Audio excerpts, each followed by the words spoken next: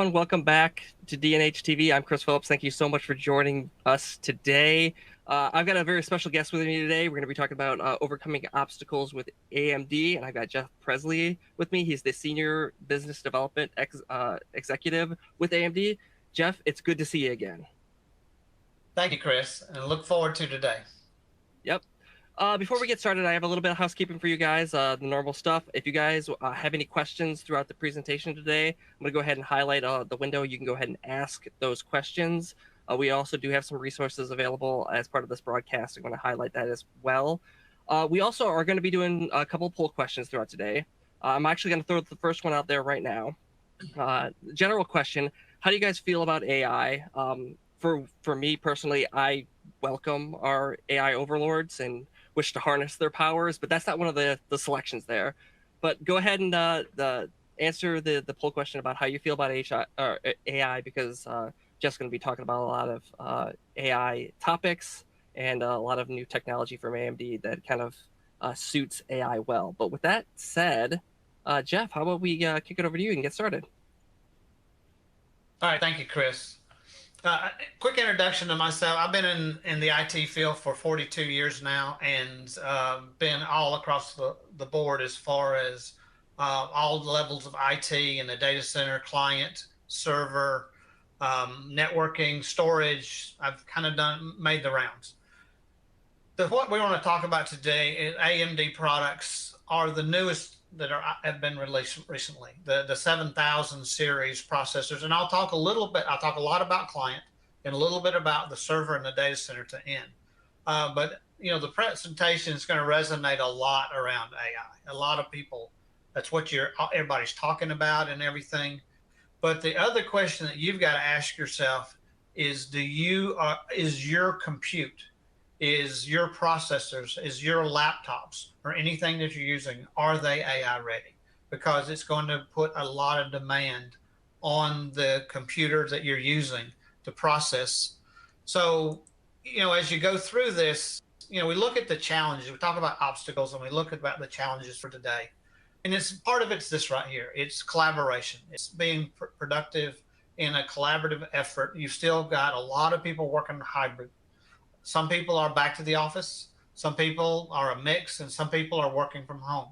So you're going to have a mix of that, but that's going to be very important that you have the power, you know, to handle the collaboration setup.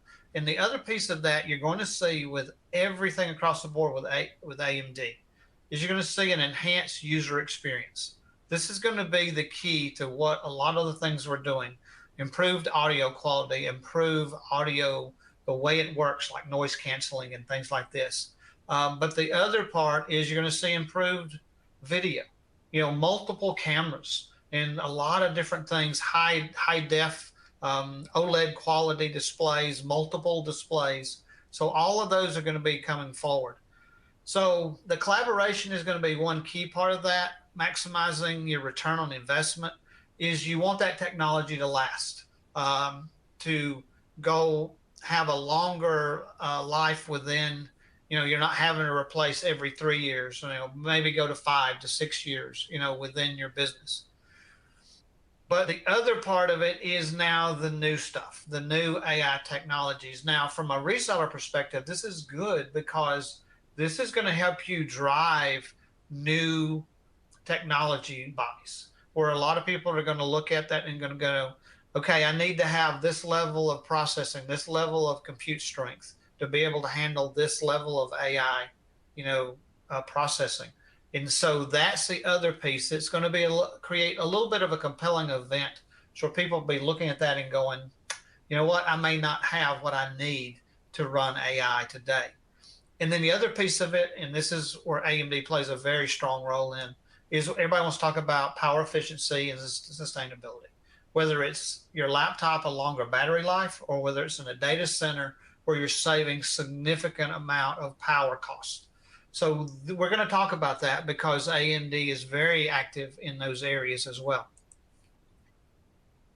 And so when we look at the 7040, which is now out, it's HP, Lenovo, Acer, we can go down the list, these processors are out. And this is going to be the first where you can have a separate AI. It's an integrated AI processor, but it's separate. Right now, if you're using something besides a 7040 series processor, you're using the AI processing on the CPU and the GPU. It's hammering that, okay? And it's not really designed to do that. It's sort of like when we did Chromebooks and we did all these meetings. Chromebooks were never set up to do all these meetings. They kept freezing and everything else. It's because Chromebooks came out before all the collaboration started.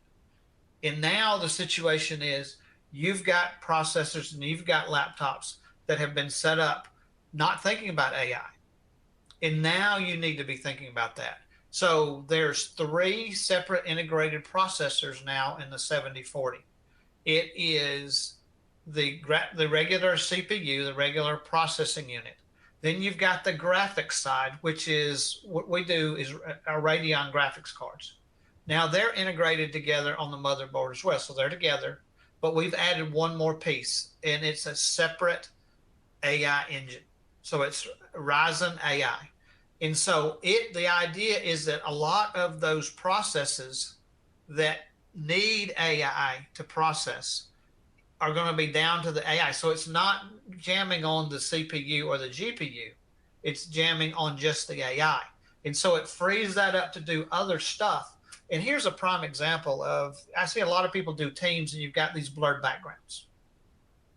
Well, think of the number crunching as you move around, as the cat jumps across the screen, all the number crunching that's going on to keep that video correct.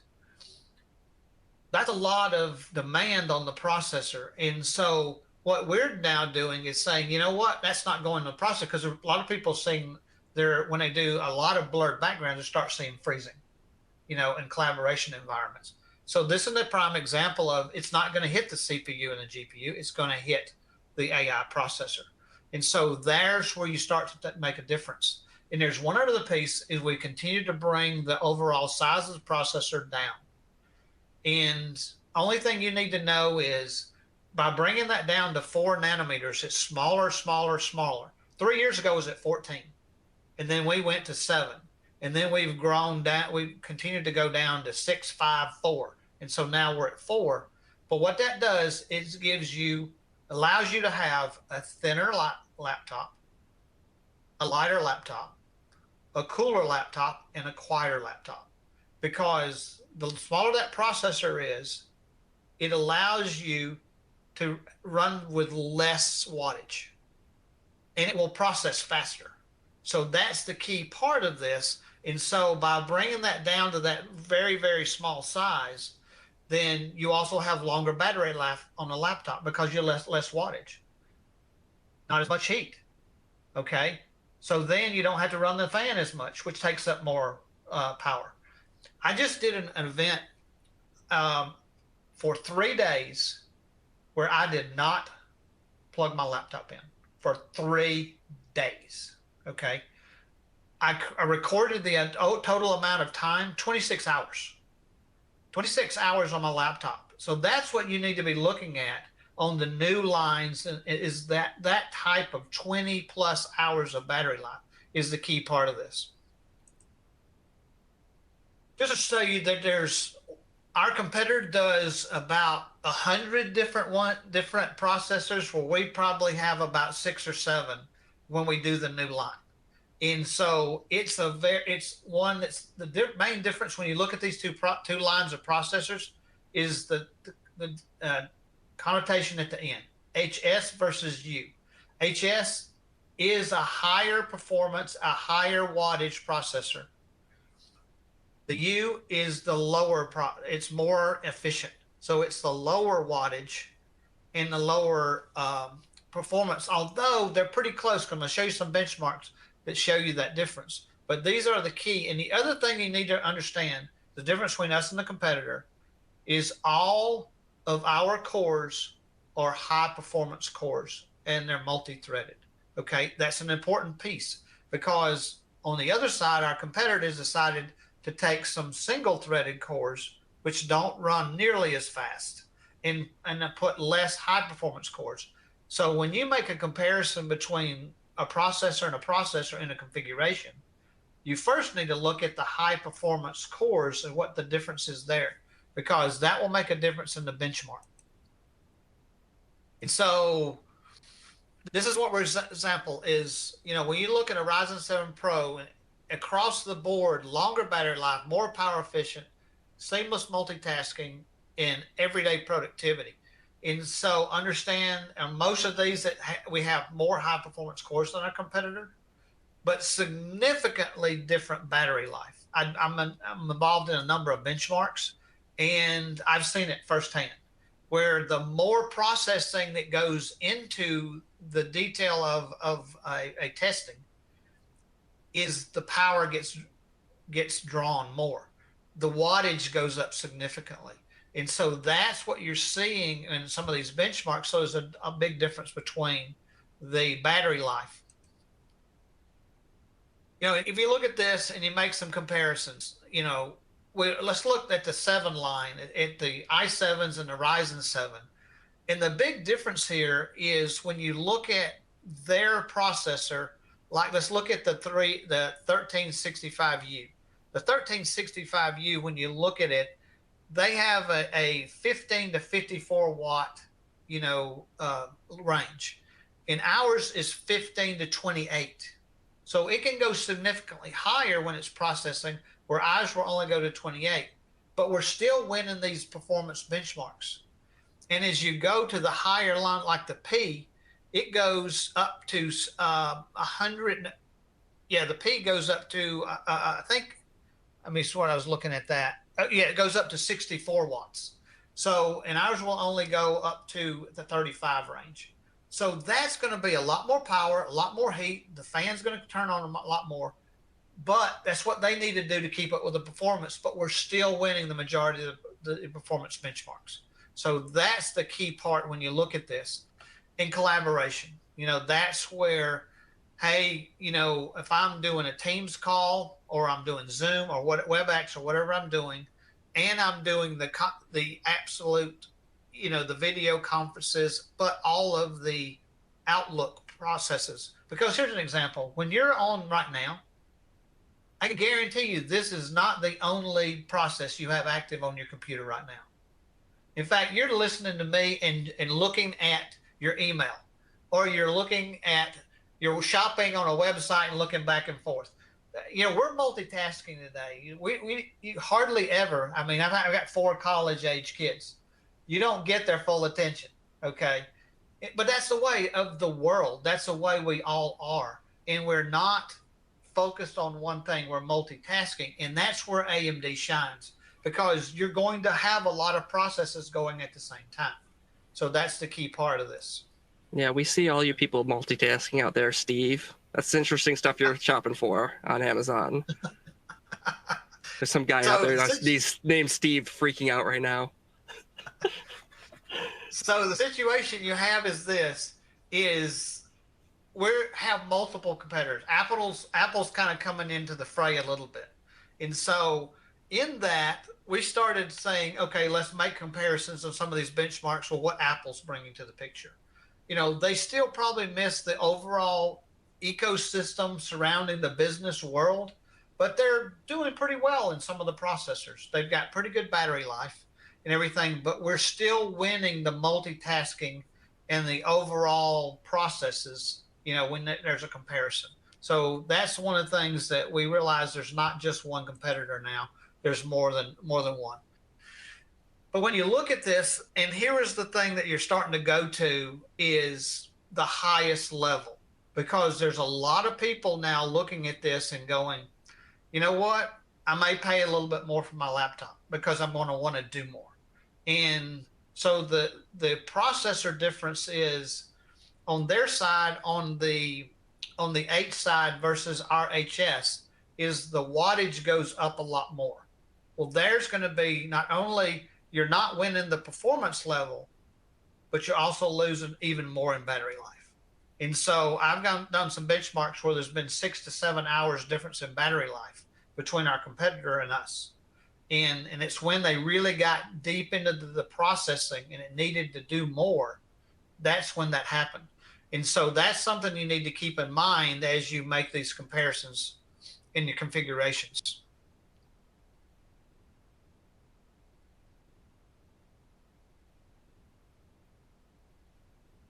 Slides not catch up. How about we'll look at the results of the poll question real quick, and we'll see if we can get that back online. We did ask at the beginning of how do you guys feel about AI.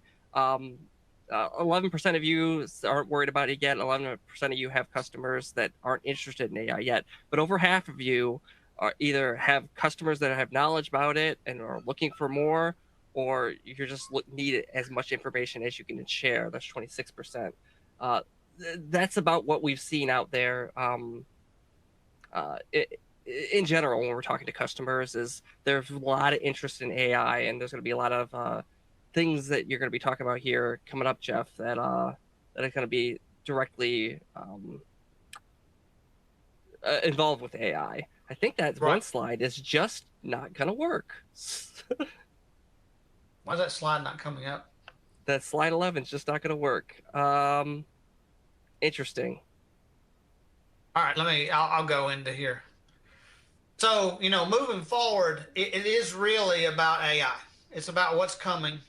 I mean, you got 75% plus of you are looking at what's next. And the question you've got to ask yourself, is my technology AI ready? And that's going to be the key part of this. And when you look forward, the good thing is ours is out. Dedicated AI engines is available to you today. And when you look at this, there's going to be more than 100 AMD Ryzen systems that are going to have AI built in by the end of this year. A lot of our competitors are not doing separate AI systems until next year sometime.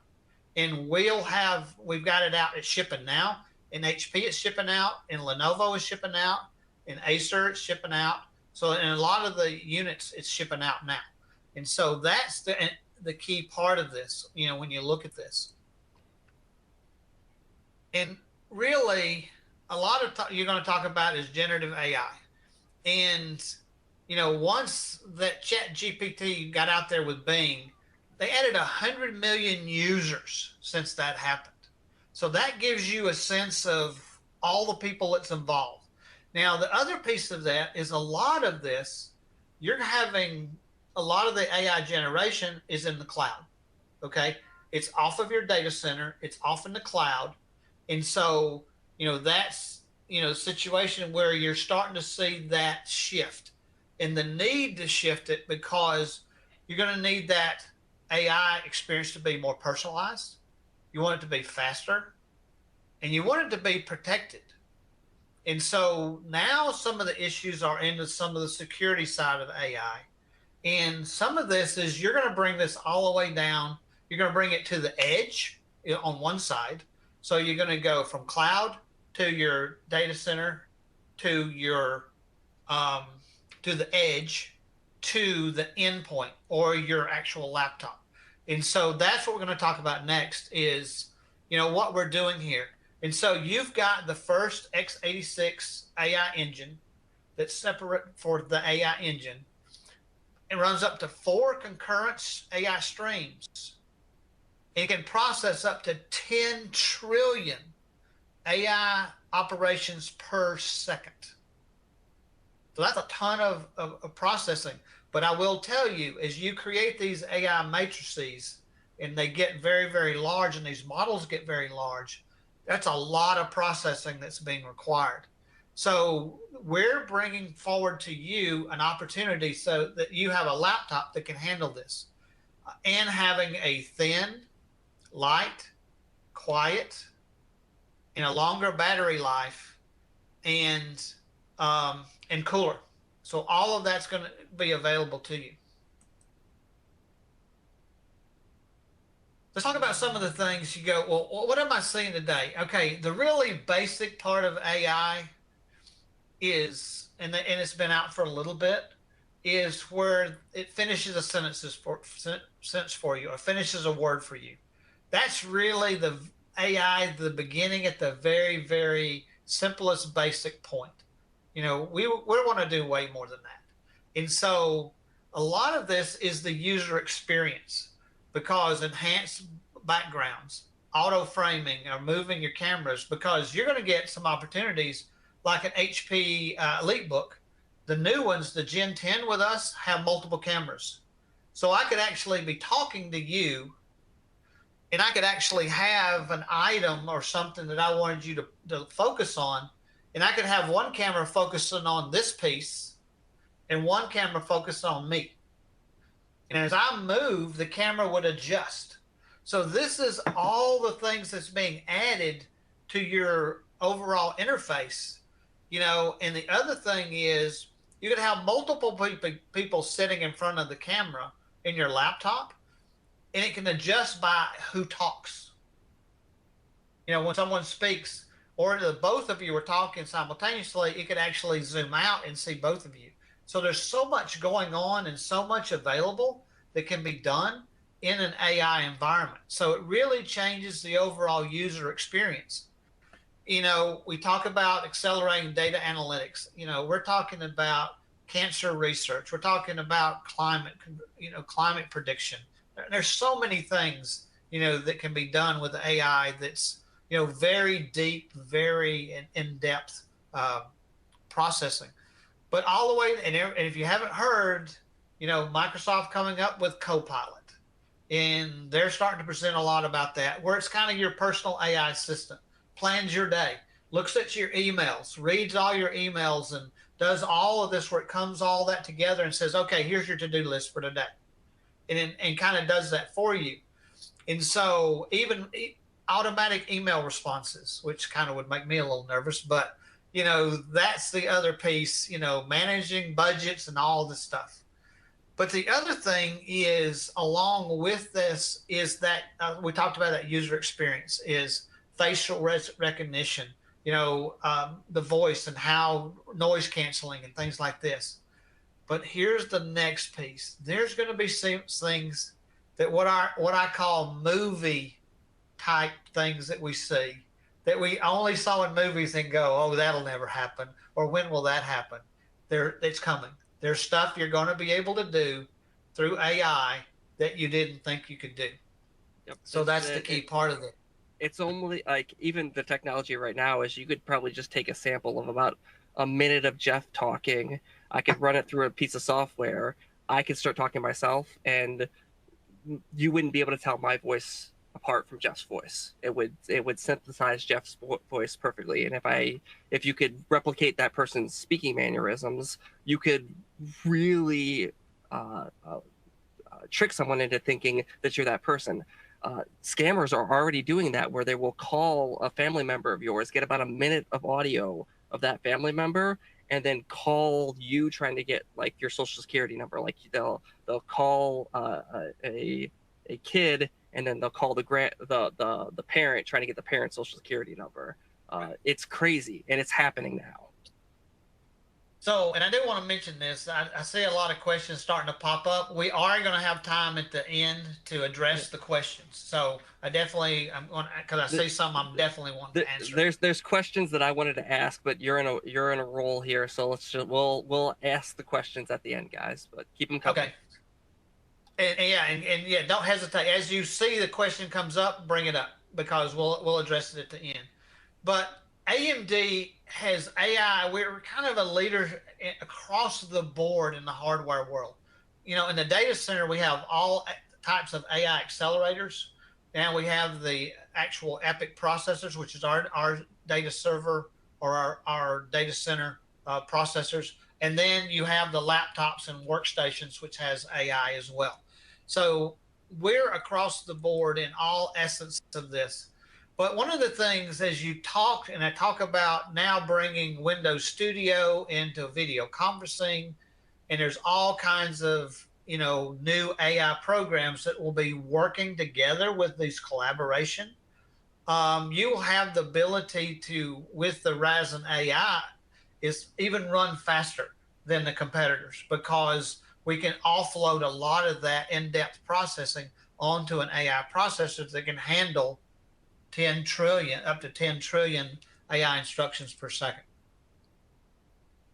not only do you need the battery life, which we have, the cooler, quiet, thinner, lighter, all of that is two other things that's going to be important about what you select is security. And I'm going to talk about that, but also manageability, and that it is a commercial type laptop. So that's the key part of this.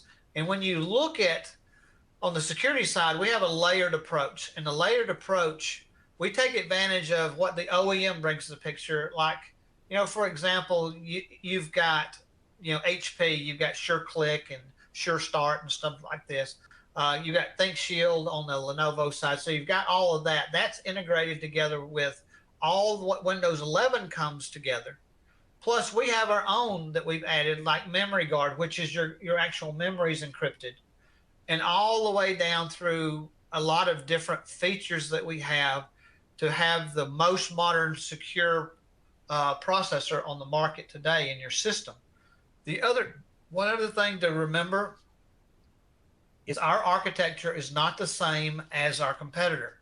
In some actual industry known hacks, when you talk about Meltdown and Zombie and a lot of these other industry hacks that have been in the market, some of those actually don't apply to an AMD architecture. So even though we've got all this very good layered approach to security, and it's some of the best on the market, some of the hacks don't even apply to us. Our architecture is different, and they're not going in the same way when they approach an AMD processor. And then manageability. This is at the beginning of this year. This is an older slide, but at the beginning of the year, we've added everything relative to making, all the things that you need. You have Intune, autopilot, endpoint manager, so that you can have remote access to systems with this hybrid approach, and you've got people in their offices. And so you can easily apply updates, maintenance, fixes, do wake-up times. You can assist, remotely. All of that you can do, which you need to do in a corporate environment.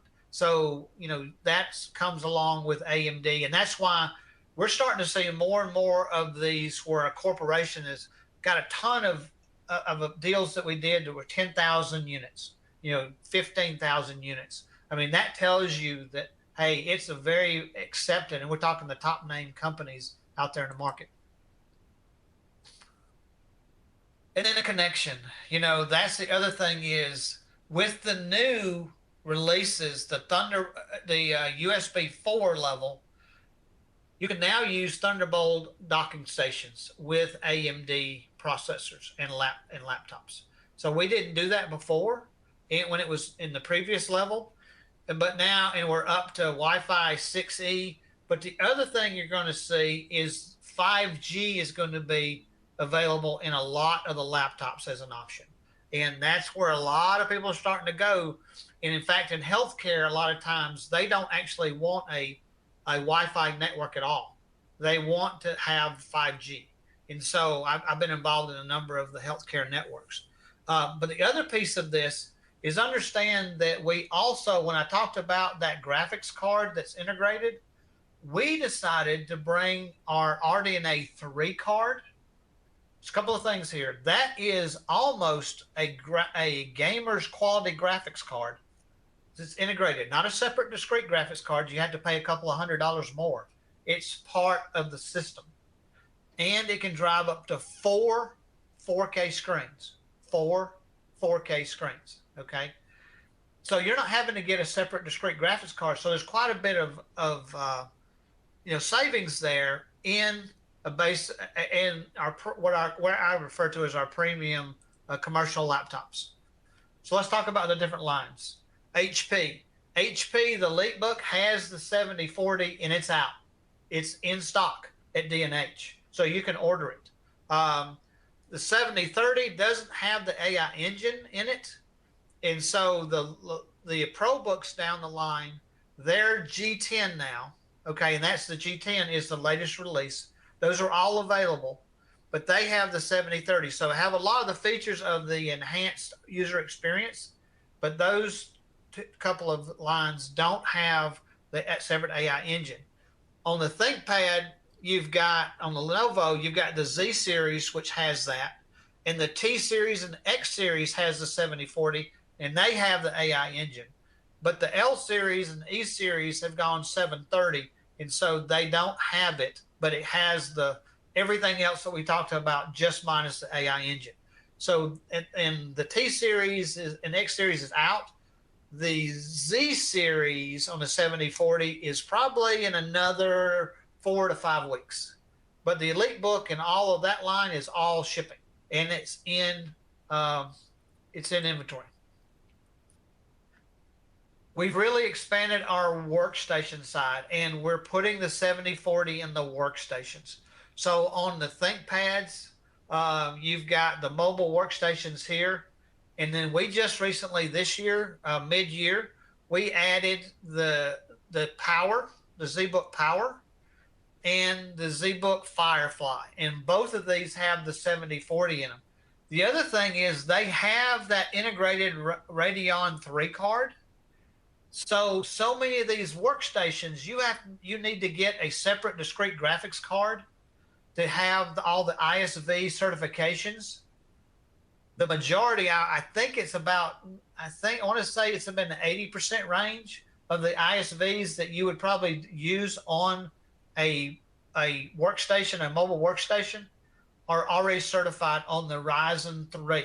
So you're not having to put a separate expensive discrete graphic card in that workstation. So, this has been growth. We're going to continue to grow in the workstation market, in the mobile workstation market, but this has been really active, and you do have them in inventory at D&H. And then you've got the Threadripper Pro, which is our other workstation graphics processor for the desktop. Dell has adopted that. Lenovo actually has a couple of lines. Their largest one is the P620. And they actually grew with that one line. They went to 65% market share in North America with that Threadripper 620. And then Supermicro has one as well. And we have a number of the individual system integrators that adopted the Threadripper Pro as well. I'll touch real quickly on data centers. The data center leadership for us is gone crazy. I mean, we continue to grow market share in the data center. Anything from general purpose computing to high performance computing to cloud. I mean, we've grown in the cloud dramatically. A year and a half ago, we were at about 200 instances in the cloud between Google, Amazon, all of the above, in Oracle and all of these guys in Microsoft Azure. We're now over 600 instances. That's by customer demand, how good and how well the performance of the processor is in that particular line. And then, of course, we have machine learning and AI, and we have networking. So all of this is part of the AMD line. But we're at a point, and I think it shows by the number of what your response is on the poll, at a massive inflection point of what's coming. What we're going to be able to do with AI in the data center, from the generative models to climate change to cloud to healthcare is a big thing, scientific research. There's so much more we're going to be able to accomplish with AI, and we're right in the middle of it. We have training and inference across the cloud, the edge, and the endpoint. We have accelerators that also help with the AI process. Broad deployment of the AI engines across AMD itself. We're actually using our own, you eat your dog food. If it's good enough, you need to be doing that. And so we are using it within our company. And then we're adding the open AMD unified software stack so that we can accept all this new AI models, into our lines. And so that's another key part of this. And so again, this is the actual products that we have, but we talked about the 7040 and then the EPYC processors, which is the data center processors. And this is what we just released the last year. We had Genoa, which brought us the 96 core. Bergamo come out at 128 cores, and that's a cloud-focused processor. And now at Bergamo, we lapped our competition because they're at 60. And so we went to 128. Genoa X is really focused on technical computing. And so we layered that processor and add a lot of L3 cache to that. And then this timeliness of this presentation is we launched yesterday Sienna. Okay. So I can actually talk to you about Sienna. It's the edge server. Now, this is an area that for D&H and the resellers at D&H, you're probably going to be very interested in, because it's a lower end server that we're doing, and it's focused on intelligent edge and telco. And if you want to talk about words that, where do you use it? Factory floor, retail branches, medical offices, particular individual schools, and not outside of a school district, but individual schools, so that you can bring that computing to the edge. It's local, it's available, and it's in the edge. And so that's the key part of what we're bringing with Sienna. And it's going to be an 8000 series processor for the EPYC processor, but it is the intelligent edge. It does for telco, but it's very energy efficient because the wattage on that server is as low as 70 watts. In our competition, you're talking 150 and so that is the thing that is a big difference, is a much lower wattage and a much lower processor. So this last thing I want to talk about in comparison is, with that new core count, we have the ability to do what we do, consolidate servers. One of the biggest issues that you have out there today is sustainability, power savings. But the other part of this is a lot of, and I've talked to a number of the data center technology guys that, at the end user customer, and they say, yeah, I need to have savings. I need to have the highest performance. I want to reduce my cooling costs, but I'm also running out of real estate. And that's what's happening. They continue to add more servers and more servers to their rack, and they run out of space. And here's when we released Genoa and Bergamo, is the ability to say, you know what, you need to upgrade. You've got about 3 years or 4 years on that grouping of servers. I can come in and I can take your 15 servers and replace them with 5. Think of the savings that I just created for that customer. Significant, a lot less heat, a lot less power draw, but I'm getting the same performance of what it took 15 servers to do. I can do it now with 5. And so that's a huge savings that just continues to accumulate, because it's licensing, it's, CapEx and OpEx, less power, sustainability. And for companies, if you're talking to a company that, a lot of them say, I've got a green, checklist I've got to do. I've got a sustainability checklist I've got to do. This goes to the top, and I just gave you real estate back in your data center. So now you can use that same rack and you can replace it 3 or 4 times. And I may have emptied a couple of racks, whereas you might have had to bust out a wall because you don't have any room anymore. So this is a big difference here as well. And AMD, from now, we've gone down to the lower end, so we're handling that. But we've been at the high end for a while. We have the world's fastest number one supercomputer. We have 7 of the top 10 most efficient. And our growth at the top 500 systems has been dramatic over the last year or two. So, we're handling it across the board.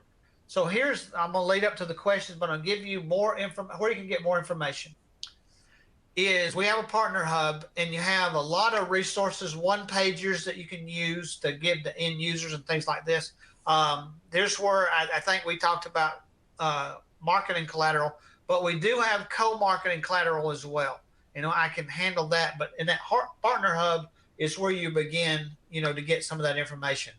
We do have a very large AMD arena, which is your training online. So you can go in and you can actually take trainings, you complete missions. We're also putting together certifications. That hasn't completed yet, but it's going to be released pretty soon. And I think there's 100 plus different alignments of, servers, processors, laptops, HP, Lenovo, go brands, go market, whether it's healthcare. And so it's subdivided into so many different ways. And there's so much you can learn at AMD Arena. About twice a week, we do a Meet the Experts webinar that you can, and it's recorded. So if you miss it, you can go back and get it. But let me tell you, here's what you need to take advantage of as an AMD reseller working with D&H. We have a demo pool. And this is where I won so many benchmarks, because out of the last, I'm now up to 25 of the last 28 benchmarks that we put a unit in the end user's hand, we won. When they put it to the test and they put them side by side, we won. And so this is where I'm encouraging is, use Ask AMD at dnh.com, and you can send, and basically we have a form that says, hey, what's the opportunity? What's the situation, and everything. And it's a ship out the next day situation. Now, a lot of you, when you go through OEMs like the Lenovo, HP, Acer, or any of those, it might be a 2 to 3 week process. And we know that. But we have a very large, over 1,000 units in a demo pool, laptops, workstations, and so we have some servers in there that we can ship out for demos. And so that's, the piece that, we definitely want to make you aware of. So that is really all that, and you'll have an opportunity to receive these slides. So you'll have these actual connection links to the different lines. But now what I'll do is I'll take some time to address the questions, and let me. Well, there's one question here real quick as you kind of start reading through. I wanted to just bring up something that Michael said. Michael was looking for, like, hey, what is the how many cells are in the batteries? And it was answered on the hardware side for the HP and Lenovo side. But what I think the interesting part of that question is less about what the size of the batteries are on the devices. It's more of like something you talked about prior to in the presentation. It's about performance per watt. Because in the laptop world, in the desktop world too, we have been so accustomed to seeing a CPU with a spec of this is the number of cores it has, and this is the speed it runs at, 2.4 gigahertz, 3.1, 4.2. What we should be asking ourselves now is, what is that performance per watt? Because as you said, you're going to get better battery life out of a laptop that can operate at a lower power level, lower voltage, but still get you that high performance. So, can you expand on that a little bit more and kind of like talk about the benefits there? Well, and I tell you one thing is there is a difference in the batteries, because, and I'm glad they asked that question. Right. Because the battery sizes are different. They're bigger in our competitor because they've got to make it up. They try to make it up as much as they can. And so the batteries are bigger, but then now you have a bulkier, heavier laptop, and that battery is going to even get warmer. And so not just the processor, but the battery also. So you've got all of this thing, it accumulates. And this is where that performance per watt, what we're doing is, we're definitely leading at that. It's significantly different. But let me tell you, and I'll reiterate something I did say. We saw as the testing and we got deeper into the processes, and the processes got more multitasking, that the actual wattage in the processor went up. And that's really in our competition versus us.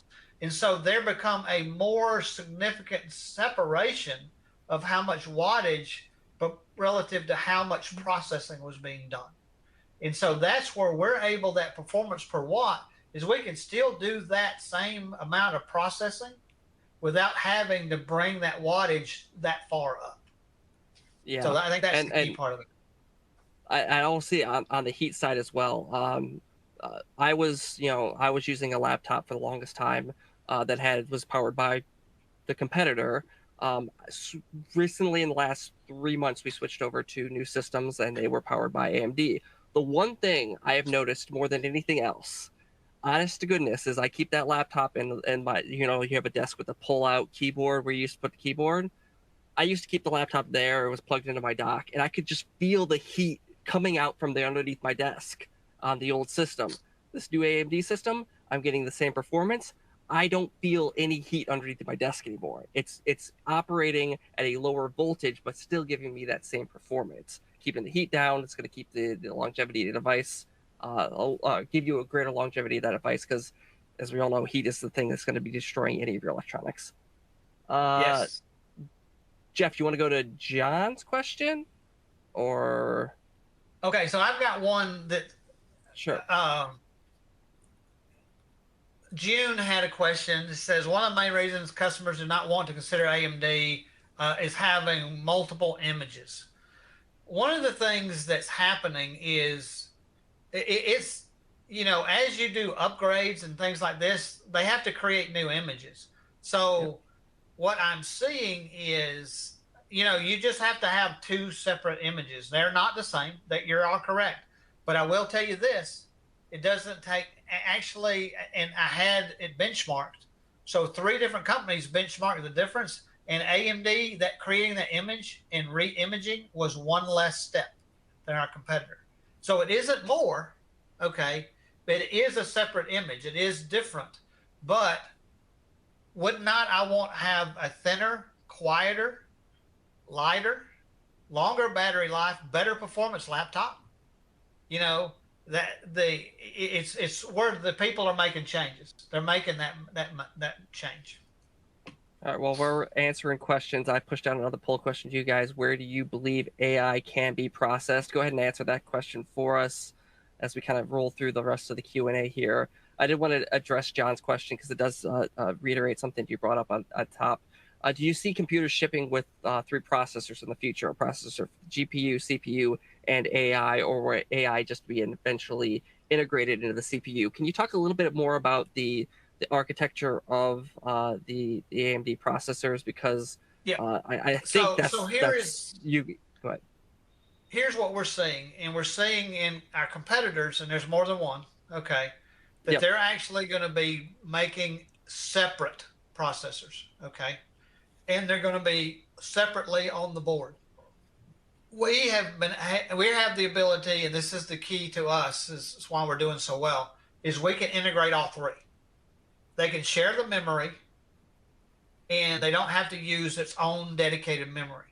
And so then the throughput between that, because sometimes you're hopping, so it has less latency because it doesn't have that lag as it's going in between and it's making decisions. Whereas when you do this on the other side of it, okay, and you have separate, then, and I'll tell you the other thing is it also makes it smaller, and it also, that integration makes less heat and less wattage as well. And so all of it plays into an advantage that we have. What we're hearing, and I don't know if they're going to be able to change it, is our competitors are all going to add those, but they're all going to be separate. They're not going to be integrated together. I'm not seeing that yet. I'm not saying they're not going to eventually do that, but we're the first ones to be able to do it. And so that's the key part of that. I went ahead and pushed out the results to that last question. Where do you believe or AI can be processed? 85% of you got it right, because it is all of the above. We're going to see it everywhere. Yeah, it's going to be all the way from the cloud to the data center to the edge to the endpoint. Absolutely. One last call for questions here as we get close to the top of the hour. Ronnie did want to know, how is AMD doing in market share compared to Intel and Apple and the other competitors that are out there? Because there's more competitors than just that in the business marketplace. Yeah. Well, you got Qualcomm is trying to get in the mix of things Qualcomm, as well. Yep. And so we're probably in the business marketplace, Apple and Qualcomm is negligible. I mean, it's a point or two. or maybe a little bit more than that. Apple actually is doing pretty decent. I'm surprised because, again, the ecosystem that they need to really work in the, a corporate, Right. environment, not all there yet. Um, but the other piece is we're probably, and it depends on if you're looking worldwide, North America, is we're in the 20% range. At one point, we reached 26% market share in the data center. Okay. And it's interesting because if you look at it, depends on who you're dealing with. Like Lenovo, last year, we had went up to 30% market share in their client line for North America. So that kind of gives you an idea that a lot of our disties, we're seeing 28 in the 28%, 26 to 28% in client percentage. So and they continue to rise, and definitely in the data center, it's significantly rising in the data center. And I'll be honest with you, what's going to help us clean that up a little bit on the data center is we didn't have any low end. We really didn't have any low end. And then one other thing I do want to mention is, and reach out to the Ask D&H about this when you're looking for a quote on the low end servers, is we just released a line of 6 Milan EPYC SKUs that are about half price of what they were in the 8 in the 16 core category. So for that low end, that you may have been going to tower servers, you're losing some of the overhead of what you get with being in a rack, is we're bringing that down into the Milan SKUs, and we've just released 6. It's available in Lenovo and HP as well. And so if you want to check on that, if you're looking at servers and you want a quote, mention to your guy that, hey, talk to me about the new Milan SKUs that are that half price, that low end 8 and 16 SKUs, because we are getting those lower level reduced, and the pricing's reduced on those. So definitely want to think about that as well. All right, sounds good. And that's going to do it for questions today. Jeff, any final thoughts before we sign off here? Anything you want to close with? The thing that I would ask you to do is, one, is if you're considering AMD and you're considering selling AMD, make sure you have some units in your hand, that you test it yourself, prove it to yourself. Okay. I mean, we believe in this. We believe that the proof is in your hand. When you get it, you'll believe in it. And Chris is a good example. He talked about, once I got it, and started using it, I see what everybody's talking about. I see the difference. And so that's what you do, is make sure you get some in your reseller community. And then, hey, if you talk about your end users, then give them an opportunity to test it out. We have a demo pool. The other thing is this: I can do presentations to your sales force for each individual reseller. I've done that a number of times on request. And I've done this, and we've won a number of fairly large deals where I actually did an end user presentation, because I used to be a direct sales rep. So I've sold to as high as Coca-Cola, Home Depot, Walt Disney. I've sold to those guys. Okay. And I've done high level presentations, but I can do end user presentations as well. And I do that at your request. And I convinced a healthcare account to get some units in. Then after they did the testing, they run 20 and spread them out and did more testing, and they just ordered 5,000. And I think that's an order you would like to have if you could get it. I would echo that. Take Jeff up on the offer. Do your best to get a unit in your hands to do the testing yourself. I had the experience with my laptop that I'm now using now. I bought a Steam Deck last year when those devices were coming out. Those are being powered by AMD processors. That was my first device on an AMD system in almost a decade. I had been using competitor systems for a while. I was blown away, not just by the gaming performance, but how capable of a computer it was for what low power requirements it needed in terms of voltage to actually run. That blew me away and got me very confident in the platform. So do your best to get Hey, your one hands on more. that stuff. You Go just ahead. remind me of one more thing is that because all your, you know that your PlayStation, Xbox Yep. all runs on AMD, and the Tesla, the new Teslas in the info screen, the big screen that they have in the Teslas, all run on an AMD processor and Radeon graphics card. Yep. And all those new handhelds that are coming out, the Steam Decks, the Allies, the Legions from Lenovo, those are all powered by AMD. There's a reason behind it, guys. We're just saying, there's a reason. Do yourself a favor, try it out if you haven't had the opportunity. Jeff, it is always a pleasure to have you on here. Thank you so much for your time today. Thank you, Chris, and thank you everybody for attending today. And I Yep. hope this was very helpful. And at askdnh.com, if you Yep. have any questions or need more information, we're here to help. And coming up on September 21st at 2 p.m., we're going to have another webcast for you guys. We're going to talk about MSP's guide to a well-rounded marketplace. If you haven't had a chance to register for that, go ahead and go to dnh.com/DHTV. You could register for that right now. You'll also probably get an email soon. But with all that being said, from Jeff, Chris, thank you so much for joining us today, and we'll see you guys next time.